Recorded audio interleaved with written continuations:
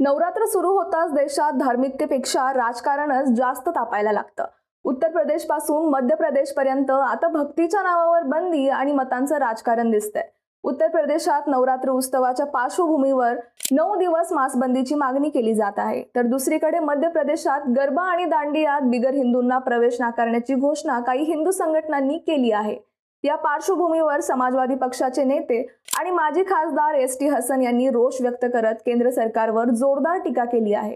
तुम्ही कोण आहात जेवणावर बंदी घालणारे? हसन म्हणाले, नवरात्र असो वा कावड यात्रा, मांस बंदी मागे राजकीय ड्रामा आहे. भक्ती असेल तर 5 स्टार मधील बीफ विक्री का सुरू आहे? हसन यांचा आरोप आहे की हे सगळं मतांच्या ध्रुवीकरणासाठीच केलं जात आहे. देश बीफ निर्यातीसाठी आघाडीवर आहे, मग ही दुटप्पी भूमिका का? मध्य प्रदेशातील गरब्यावरून बिगर हिंदूंना बंदी घालण्यात आली आहे, याला मात्र हसन यांनी पाठिंबा दिला असून मुसलमान मुलांनी गरब्यात सहभागी होऊ नये असं आवाहन केलंय. त्यांनी हिंदू मुलींना आपली बहीण मानावं, गरब्याच्या ठिकाणी जाऊन गैरसमज किंवा तणाव निर्माण होण्याऐवजी त्यांनी संयम राखावा.